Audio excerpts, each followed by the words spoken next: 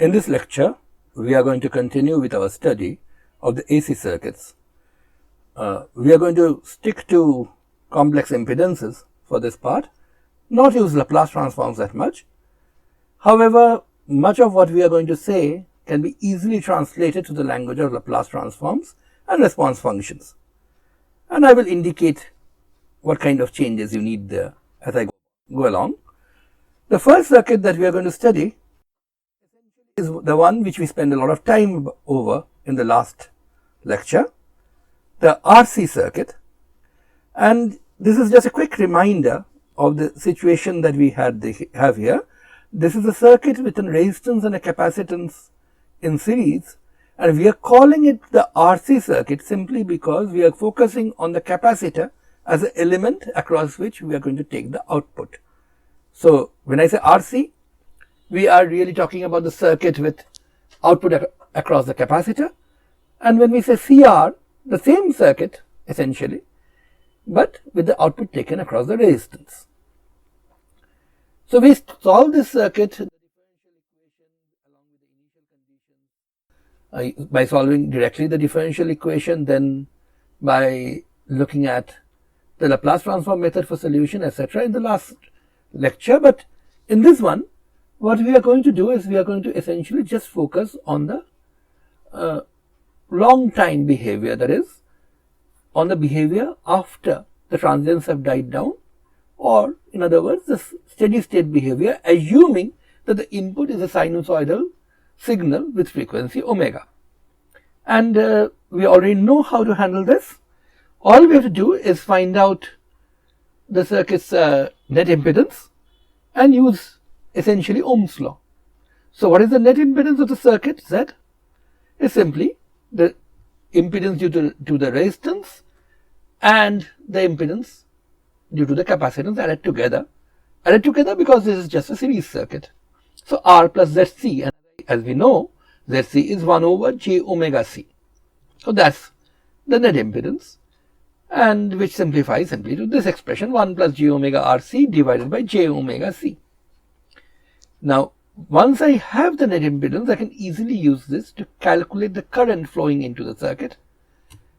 That's simply VI, the input voltage, divided by Z, and that turns out to be j omega c by 1 plus j omega RC VI. And what is the VO then? The output voltage, that's just the impedance of the capacitance times the current. So ZC times I, and this is what it turns out to be. So finally, the ratio between the output voltage and the input voltage works out to be this complex number, 1 by 1 plus j omega RC. And because the quantity RC is going to play an important role in all RC circuits, and you may all know this, that RC is a time constant of the circuit. But in this case, we would focus on the reciprocal of RC, 1 by RC, and call that omega 0. So this expression can also be written as 1 by 1 plus j times omega by omega 0.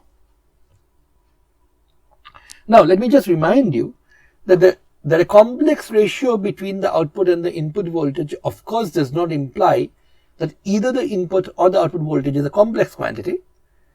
Remember, we are using exponentials or complex exponentials to denote our voltages, with the idea that in the end we are going to take the real part.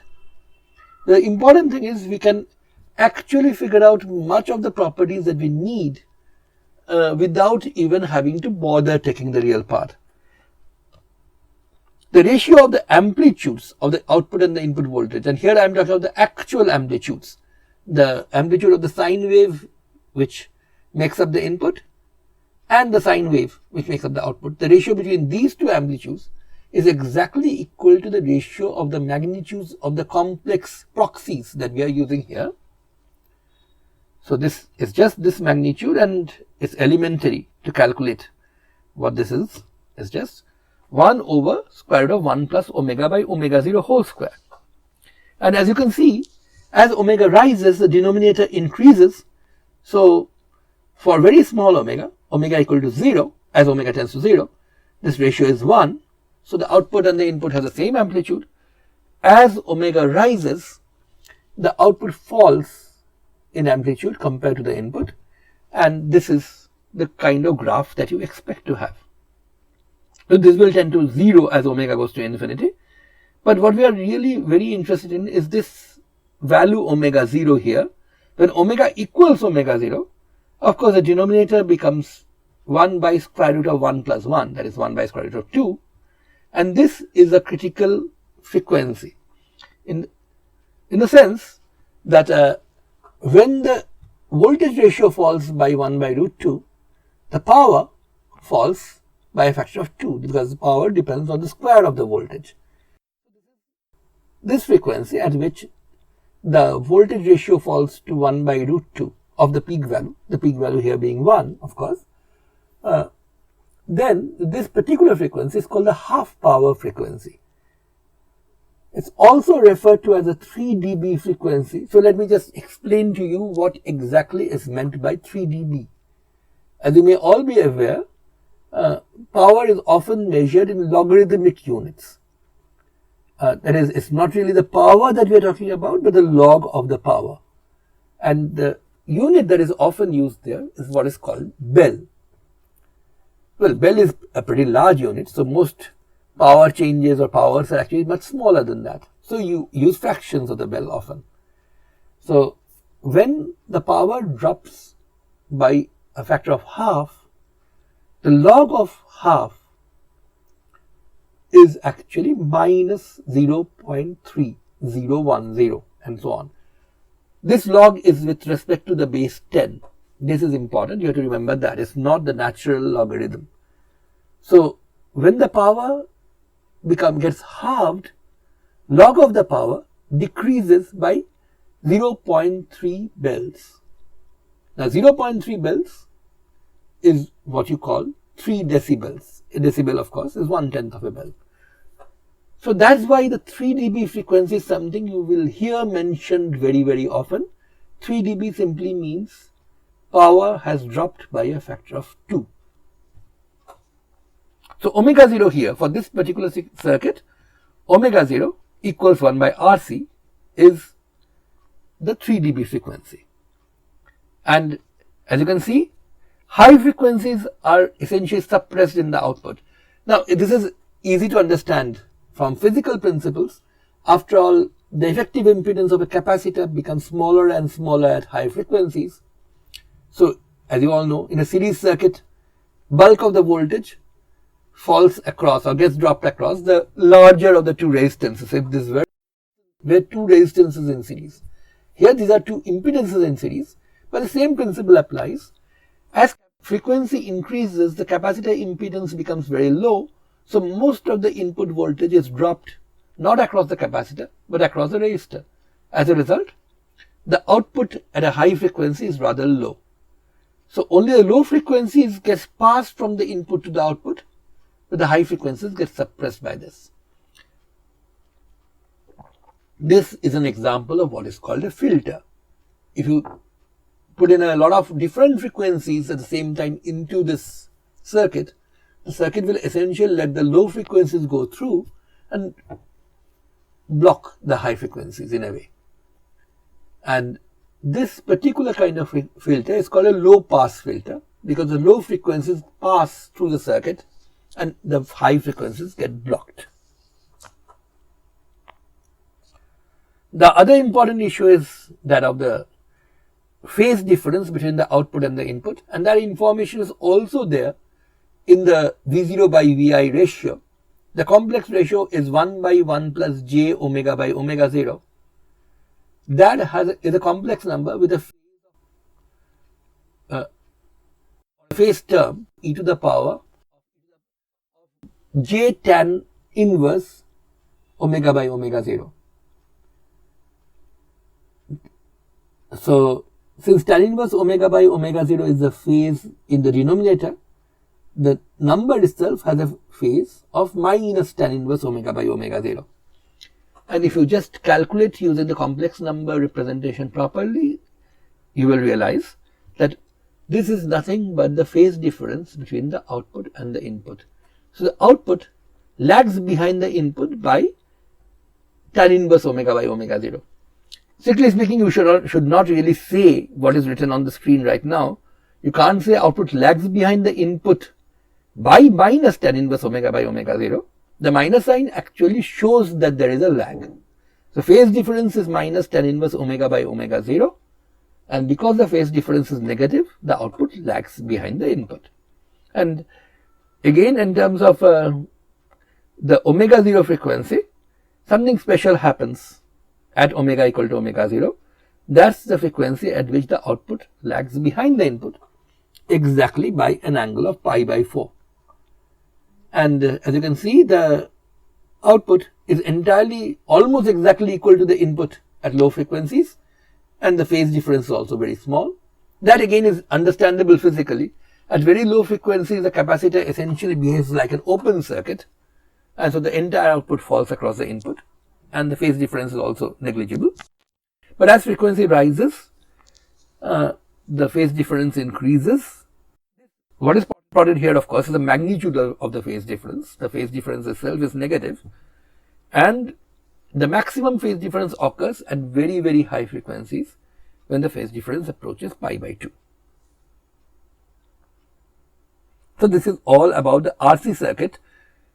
Well, not really all about the RC circuit. This is all about the steady state long time behavior of the RC circuit. And just to bring back the concept of the response function, in the last lecture we saw that the response function for this circuit is 1 over 1 by 1 plus SRC. If you just look at the V0 by Vi complex ratio that we worked out,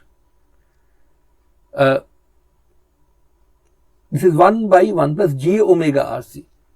So the connection between the calculation we do with complex amplitudes and the response function is rather straightforward. If you replace the j omega by S, essentially the formula goes through. So the response function is easy to calculate using this basic idea that instead of saying the impedance of the capacitor is 1 by j omega c, you can just as well say its impedance in Laplace language is 1 by SC, and then you carry out the calculation just as I had done here. And if you do that, in the end you will get V0 by Vi is 1 by 1 plus SRC, and or 1 by 1 plus S by omega 0, and the same kind of conclusions can be drawn just from the Laplace domain expression. So the standard way of going from one to the other is S replaces j omega and vice versa. We will next look at the CR circuit. As I had already said before, the CR and the RC are really the same circuit. They are capacitance and resistance in series, but the nomenclature changes depending on which one you are taking the output across. So when you say CR, the output is taken across R. And that is why I've drawn the circuit with the capacitor and the resistor interchanged. So how do you calculate the VO by VI here? We will just jump the steps that we had taken and just use the fact that when two impedances are in series, then the potential gets divided in the ratio of their impedances. So VO by VI is simply R by R plus ZC. This is what works for resistances, also works for complex impedances. Whether you are using complex impedances or Laplace transforms, the same basic idea goes through. So once you plug in the value of ZC, you get R by R plus 1 by j omega c, which simplifies to this expression. Because the j is in the denominator, of course, you can divide the whole thing by R, and you get 1 by 1 plus 1 by j omega rc, or 1 by j, of course, is minus j. So you can write this in this form. Or using the nomenclature that 1 by rc is omega 0, this is the final form we have. VO by VI is 1 over 1 minus j omega 0 by omega. Now that's fine, and this looks very similar to the RC circuit result, except for a few major differences, and there are really big differences. Firstly, there was a plus sign for the RC circuit has a minus sign here, which essentially means the phase behavior will be opposite that of the RC circuit. But more importantly, for the RC circuit, we had a 1 plus j omega by omega 0. Here you have omega 0 by omega. And that implies that when omega is very small, then omega 0 by omega, the quantity in the denominator becomes huge. The denominator becomes huge, so V0 by Vi becomes very small. So here the low frequencies essentially get blocked. That's again easy to understand. The capacitor behaves like a very huge impedance for low frequencies and essentially blocks any voltage from going through in the steady state, remember, gain. And if you calculate the ratio of amplitudes, which is just nothing but the magnitude of this complex ratio, it works out with this expression. And the graph follows an opposite pattern as the one in the previous case. It starts off 0 and then keeps on rising monotonically until it attains a value of 1 for very, very, very huge value of omega. Of course, once omega is very, very big, the capacitor behaves almost like a short, so the entire output voltage gets dropped across the resistance. And omega 0 here also plays the same role of a 3 dB frequency. Remember, 3 decibel means voltage drops by a factor of √2. Here the drop is to be calculated relative to the maximum value. The maximum value which the output voltage has is for omega reaching towards infinity. There V0 by Vi has a maximum value of 1. So at omega equal to omega 0, the value is 1 by √2, which is 1 over √2 times the maximum possible output voltage for a given input voltage. And just to repeat once again, a drop in voltage by a factor of √2 means a drop in power by a factor of 2. So half power frequency, that's what omega 0 is. Also referred to as 3 dB frequencies because a decrease by a factor of 2 is the same as a decrease by 3 decibels. And here, the negative sign in the denominator means that the phase of the denominator is negative, the phase of the overall fraction is positive, which means V0 actually leads the input by tan inverse omega 0 by omega. So far, we have seen the RC circuit and the CR circuit. In the RC circuit, the output lags behind the input. In the CR circuit, the output leads the input. We will now consider a combination of an RC-CR together in a sense, and this is called a lead-lag network. It will turn out to be very crucial for an important circuit that we will meet later on in the course, something called the Wien bridge oscillator, but that's for much later in the course. For the time being, let's just focus on this particular circuit, in particular on the phase relationship between the output and the input of this particular circuit. Now, before we go on and carry out the calculation, which is pretty straightforward, let me just point out why we expect this to be a lead-lag network. In other words, we expect its output to both lead the input and lag the input at different frequency ranges. To understand this, let me point out that the capacitance is a device whose impedance decreases with increasing frequency. So here you have a resistance and a capacitance in series, and that combination is in series with R and C in parallel. Now at very low frequencies, what happens is the capacitor behaves like a rather huge impedance. Now when two things are in series, then and one is much larger than the other, then the series combination behaves like the larger of the two. That works for resistances, that also works for impedances. So at low frequencies, the series combination RC here essentially behaves like the capacitor, because the capacitor has a much huger impedance. At the same time, or the parallel combination, and you know this, a parallel combination of two impedances, if they are much different from each other, essentially behaves like the smaller of the two. So here at low frequencies, the series will behave like the capacitor, the parallel combination here will behave like the resistor, and since the output is being taken across a parallel combination, what you have essentially is a CR circuit. So at low frequencies, we expect the output to lead the input because this will behave essentially like a CR circuit.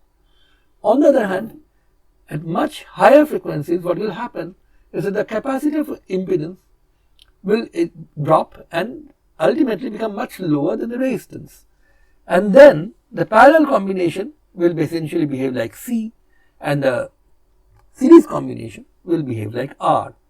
So then you have a circuit which looks like RC. And in RC, of course, the output lags behind the input. So at low frequencies, this combination will behave like CR, at high frequencies like RC. So at low frequencies, you expect the output to lead, at high frequencies, you expect the output to lag. What is really important about this is there will be a frequency somewhere in between where the output will neither lead nor lag the input. There will be exactly zero phase difference between the output and the input. And this exactly is what makes this so critical for an oscillator. We will see later that this zero phase shift between the output and input of this network is exactly what is needed to create a circuit which will oscillate on its own. But again, that's for later. For the time being, let's now that we have understood why this is going to be a lead lag network from a physical argument, let's carry out the calculation. The calculation is pretty straightforward. You have the series combination of R and C, so which I've called ZS, the impedance of that. That's of course going to be R plus ZC, and that turns out to be 1 plus j omega RC by j omega C. This is exactly the calculation that we did earlier.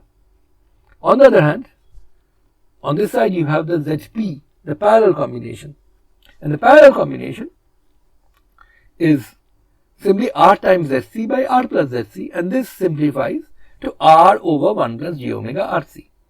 So that's ZS and this is ZP. But what is VO by VI? Well, ZS and ZP are in series, so VO by VI will simply be ZP by ZS plus ZP,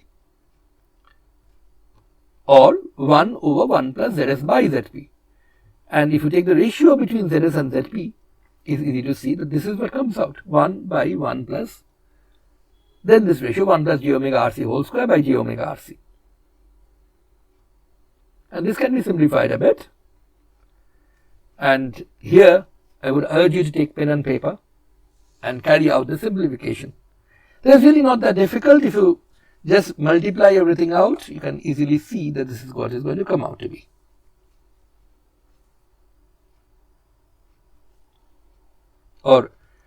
Okay, before I go on to the next step, let me just justify what I am doing here. Notice that the denominator essentially has this, which is a purely imaginary piece. So the complex number that you have here is 1 divided by 3 plus an imaginary part which is given by the negative of this quantity here. Negative because 1 by j of course is minus j. So of course the magnitude of the denominator is bounded below by 3. It will be 3 or more. And the maximum magnitude you will get when this quantity vanishes. This 1 minus omega RC whole square exactly becomes 0. And the maximum value is just 1/3. So for the lead lag network, the output will grow to a maximum of 1/3 the input in amplitude, and it will drop for any omega which is different from 1 by RC. So at 1 by RC exactly this thing will vanish. So because 1/3 is the peak value, we just divide both the numerator and the denominator by 3 and rewrite it in this form. So that this is the peak value divided by 1 plus a purely imaginary part number. This again is simple algebra. You should be able to do it without any difficulty whatsoever. But just remembering that RC is 1 over omega 0 allows us to rewrite this in this form. Now what we can see from this form for V0 by Vi is that the phase difference, of course, is the phase of this particular ratio, and the denominator has a phase of tan inverse 1/3 omega by omega 0 minus omega 0 by omega. The phase difference delta phi between V0 and Vi is just the negative of this. So that's tan inverse omega 0 by omega minus omega by omega 0. And this expression bears out the physical argument that we had given before. When omega is smaller than omega 0, this number is more than 1, this is less than 1. So the overall thing here is positive. So tan inverse, of course, is positive. So the phase difference is positive, and VO leads Vi at low frequencies. On the other hand, at very high frequencies, the first term is small, the second term is larger, so delta phi is negative. What this also tells you, of course, is that when omega exactly equals omega 0, then these two terms cancel each other out and you have delta phi of 0. Note that using the physical argument, we could easily argue that at low frequencies, output will lead, at high frequencies, it will lag, which is being borne out by this calculation. But what the physical argument could not have told you is exactly what the frequency will be at which the output and input will be in phase. That's exactly equal to 1 by RC or omega 0, but that comes out of this detailed calculation.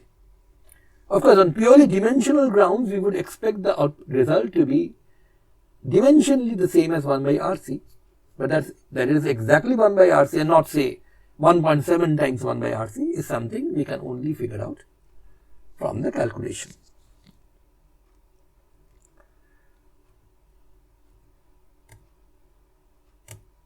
Now the other important thing is, as we said, the frequency at which the output peaks also happens to be omega 0. So, and the peak value is 1/3. And this is the expression, of course, for the ratio of the amplitudes, which is nothing but the magnitude of the complex ratio of VO by Vi, and that has a peak value of 1/3, and the peak is reached when omega by omega 0 and omega 0 by omega are equal, so that the denominator attains minimum possible value, which is just 1. One important point needs to be made about the nature of this graph. As you can see, this is a resonance curve. The ratio VO by Vi reaches a maximum value of 1/3, not a very big value, but still a maximum value of 1/3 at omega equal to omega 0, and it falls off on both sides.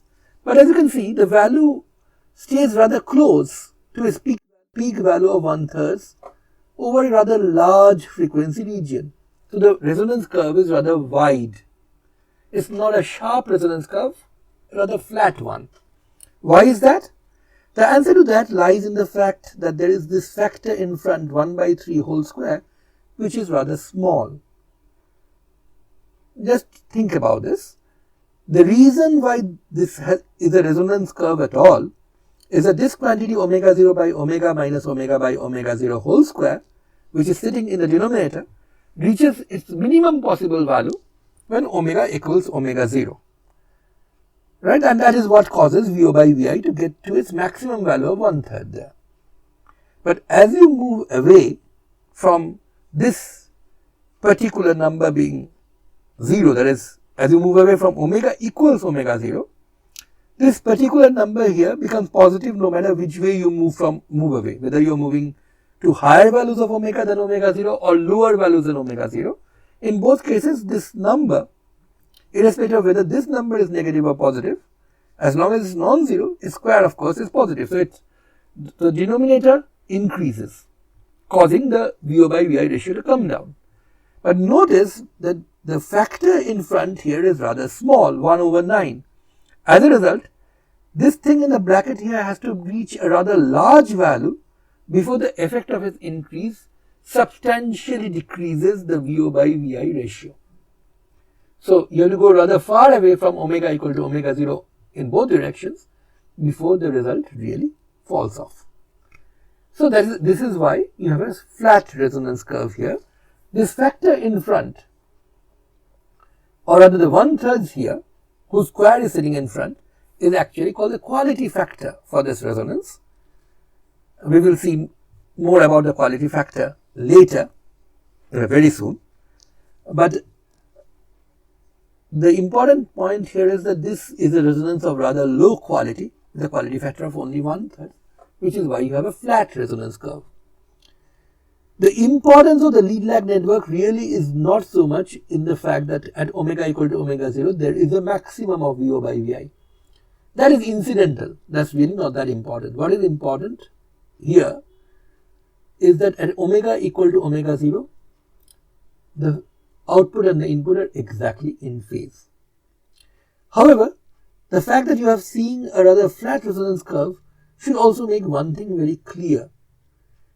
People often have a misconception that the resonance curve has to be symmetric about omega 0. But that really is not correct, at least not if you plot the graph in the usual way, that is using usual graph paper. As you can see, well, it's rather easy to see that this will never be symmetric. Why? Because at omega equal to 0, the resonance curve will have to drop to 0. If it were symmetric, it would have dropped to 0 on the other side at twice omega 0. Right? If it were really symmetric about omega 0. But the only place it can drop to 0 really is at infinity. So it's easy to see that the curve can never be symmetric. But why is it that people think that the resonance curve has to be symmetric? The answer simply lies in the fact that mostly we deal with sharp resonance curves because it go up and down rather rapidly. And when omega is close to omega 0, then it so turns out that this function here is pretty close to being symmetric. We will let you worry about this. However, this is an important point. The resonance curve is really not symmetric about omega 0. It's much wider over the higher frequency side than over the low frequency side.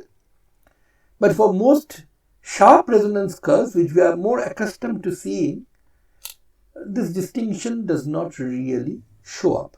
As I pointed out, here it was a no lead, no lag feature at omega equal to omega 0, which is really important. Resonance is secondary.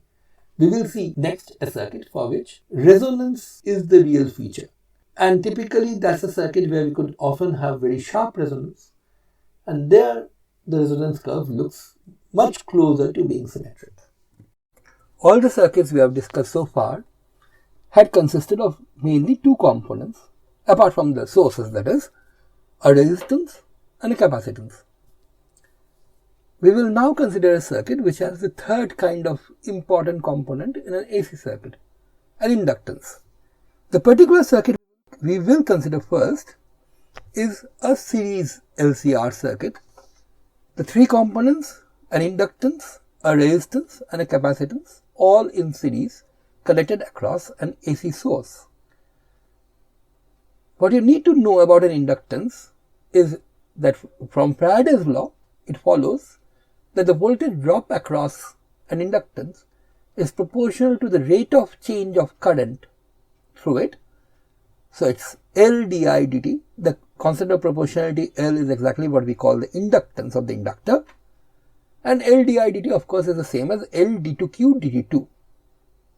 So if we use Kirchhoff's voltage law, just add up the voltage drops across L, R and C and equate that to the voltage produced by the signal, by the source, you get L d2q dt2, the voltage drop across the inductance, plus R dq dt, IR, the voltage drop across the resistance, plus Q by C, the voltage drop across the capacitance. These three things together make up E0 cosine omega t plus phi 0, which is the sinusoidal source voltage. Now this equation should be pretty familiar in a different context to all students of physics. For a forced damped oscillator under linear damping, the equation of motion is m d2x dt2 plus gamma dx dt, where gamma is a constant which tells you how big the damping force is, plus kx, where k is a spring constant, equals f0 cosine omega t plus phi 0, where you are disturbing or perturbing a spring system from the outside by a sinusoidal force, a driving force. And the analogy between these two equations is plain in that Q essentially stands for x So charge, what is charge for the LCR circuit? X plays the same role for the mechanical sim. So current of course plays the same role as the velocity. The amplitude of the electromotive force, EMF here, exactly corresponds to the amplitude of the driving force, F0. The inductance corresponds to mass. Resistance, rather fittingly, corresponds to the dissipation factor gamma. Both of them are responsible for dissipating energy in the system. And 1 by C corresponds to the spring constant. So this mechanical analogy between the LCR circuit and the damped harmonic oscillator actually is pretty useful, and you can study using an LCR circuit the behavior of an equivalent mechanical circuit, or the ideas that you have already acquired from your mechanics class about the behavior of a driven oscillator can be simply taken over and used for the LRC circuit as well. But let us just focus right now on what will happen to the LCR circuit once the initial transients have died down, which means once you have waited until steady state has set in. And there we know that all we need to do is use the complex impedances to describe the circuit. So the total impedance of the circuit then is the sum total of the three impedances. This is series, so it's ZL plus ZR plus ZC. And what is ZL? ZL really is the ratio between the complex voltage and the complex current flowing through an inductor. Now, if you have a sinusoidal current flowing through the inductor, which is represented by the complex function I0 tilde e to the j omega t, then differentiating that simply gives you I0 tilde times j omega e to the j omega t, or j omega times I. And the voltage drop across the inductance is just L times that, so j omega L times I. So the complex voltage drop across an inductance divided by the complex current is simply j omega L, which is the impedance of an inductor. So if you just put that in, I get j omega L plus R, plus I already knew 1 by j omega C to be the impedance of a capacitor. So the total impedance of the circuit is j omega L plus R plus 1 by j omega C. Of course, the two imaginary terms can be put together and written this way: R plus J into omega L minus 1 by omega C. The current through the circuit I is of course the input voltage divided by the total impedance. And if we look at the output voltage, now this depends on what you call the output voltage, but let's for the timing look at the voltage across the resistance. That's just R times this thing, R plus j omega L minus 1 by omega C times Vi. Let me point out that we could have taken the voltage across the inductance or the capacitance as well. The reason why we have chosen resistance in particular is that the voltage across the resistance, R times I, R dq dt, actually corresponds to the velocity term in the mechanical system. And let me remind you, when we talk of resonance in a mechanical system, without qualifying it with any other adjectives, we usually mean velocity resonance. And we are going to use a similar idea here. The voltage across the resistance is directly proportional to the current in the circuit, and that's what we are going to look at. Now, I can just massage this expression a bit, which is simply use the fact that, I can just take root over L by C out of this expression, and that will leave me with a root L times a root C here and a 1 by root LC here. The reason why I am doing this is this makes it look very, very similar to the resonance expression that we had derived a while ago for the lead lag network. In fact, if you call 1 by root over LC omega 0, then you can immediately see the connection. You get omega by omega 0 minus omega 0 by omega here. In fact, even the constant that you have outside this bracket, 1 by r root over L by C. Well, we have seen something very similar to that in the lead lag network. You had a 1/3 outside the bracket there. Here we have a quantity outside the bracket which depends, of course, on the circuit parameters. And let's call this Q. This Q stands for quality factor, and since most of you know the behavior of a driven oscillator, a mechanical driven oscillator I mean, you already know that Q stands for how sharp the resonance is. But let me just go ahead with this particular system anyway, and the next step would be to look at the voltage amplitude or RMS value ratio. Well, for sinusoidal voltage, the ratio of the amplitude and the ratio of the RMS values is exactly the same. And this just works out to be the magnitude of V0 by Vi, and that's 1 by square root of 1 plus Q square omega by omega 0 minus omega 0 by omega whole square. Once again, let me remind you that this looks exactly like the lead lag network result, except for the fact that you have a factor Q square in front instead of 1/3 square.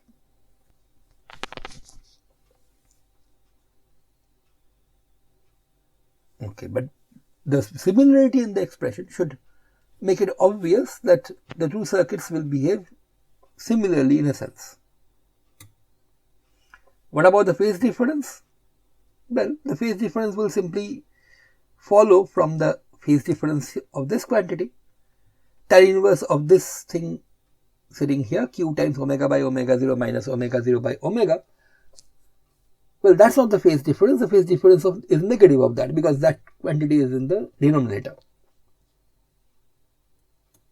So, tan inverse Q, omega 0 by omega minus omega by omega 0, that's the phase difference.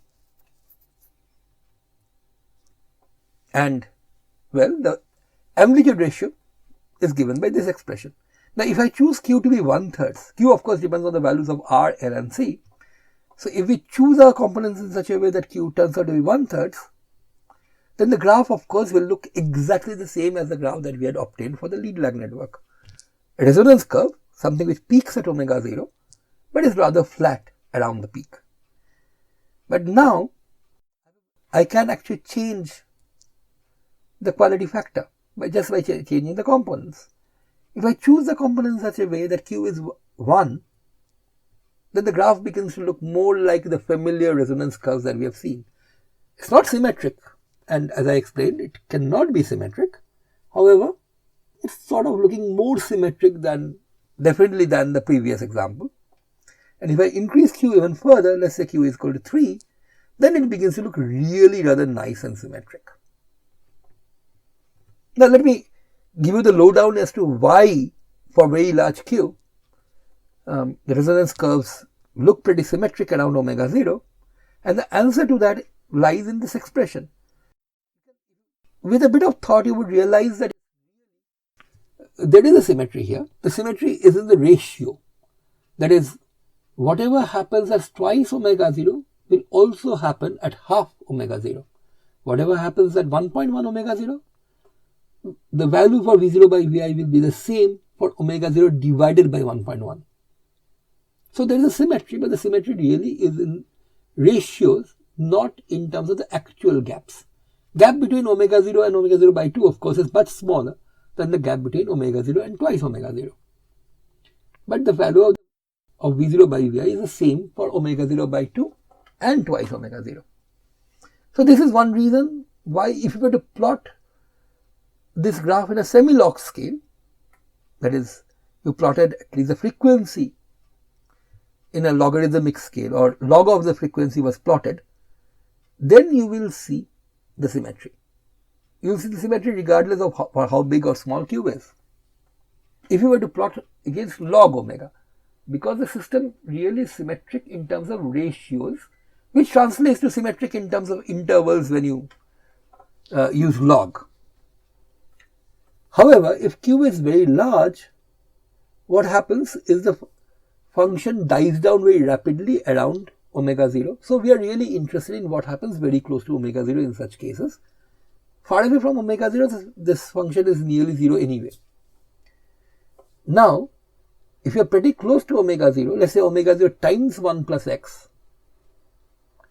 then the same value will be obtained on the other side at omega 0 divided by 1 plus x. But if x is very small, 1 by 1 plus x is really almost 1 minus x. So, as long as you stick very close to the peak, the result that you get at omega 0 into 1 plus x is almost exactly the same as what you get at omega 0 into 1 minus x. So, close to the peak, you do see a bit of this symmetry around omega 0, even without taking logs. Now, what has all this got to do with big Q? Well, for small q, this function is non-zero for large deviations from omega 0. So, this approximate result, that 1 by 1 plus x is approximately equal to 1 minus x, this of course works only when x is close to 0. So, this happens for frequencies only close to omega 0. But with a small value of q or a flat curve, you have a substantial value for the function even for very large deviations from omega 0. So, that is deviation from the symmetry around omega 0 is sort of obvious. But for large values of q, the function is very sharp, it drops off rapidly. And because it drops off rapidly, what you have is that you get to see only a narrow region very close to omega 0 and the function looks symmetric. So, that's the secret behind a resonance function looking symmetric. Well, what about the phase difference? Well, the phase difference curve for q equal to 1 by 3 of course looks exactly the same as for the lead lag network. For larger q's, the graph becomes a bit more flexed. Of course, the phase difference still vanishes exactly at omega equal to omega 0, but it changes more rapidly around omega equal to omega 0 the bigger q becomes.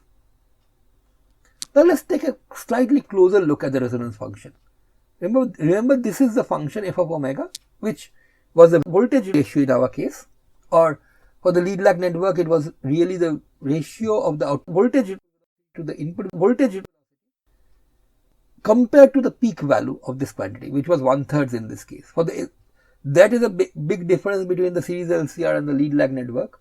For the lead lag network, even the maximum value of V0 by Vi was 1/3. Here, the maximum value of V0 by Vi is exactly 1. That happens when omega equals omega 0. Anyway, the resonance function has the same shape. So, if you forget about the peak value itself, or just factor out the peak value, you do get exactly the similar function in all cases, for the lead lag network as well as here. And let me just explain once again why there is a resonance here. All the frequency dependence is in this factor here, which is a perfect square, and the minimum value of that is obtained when this bracket vanishes, that is when omega equals omega 0. And when you move away from omega 0, no matter which direction you move away in, because of the squaring here, the denominator increases. But how rapidly does this increase? That of course depends on the value of q.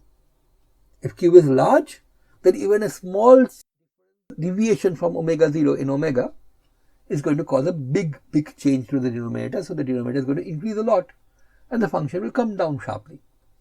So, a large q means the function will fall sharply from the omega 0 value, peak value, on both sides.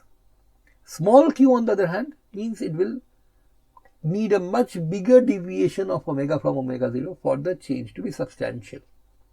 So, that's the connection between q and how sharp the resonance curve is. So, q is what you use to describe the quality of resonance, is called the quality factor. Now, the peak value of 1 of course occurs at omega equal to omega 0. And where do the half power frequencies occur?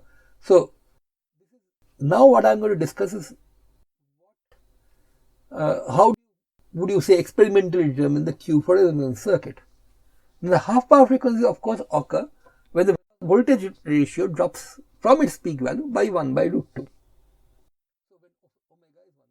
which of course means that this whole denominator here, apart from the square root, is 2, or this factor here is 1. Of course, if this factor here is 1, then omega by omega 0 minus omega 0 by omega is simply either plus 1 by q or minus 1 by q. So this is the quadratic equation that you get for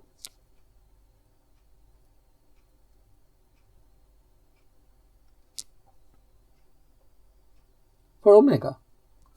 Now, if you, both these equations, these are two different quadratic equations, and both of them have a negative product for the roots, which means A, that the roots are real, and B, they have opposite signs.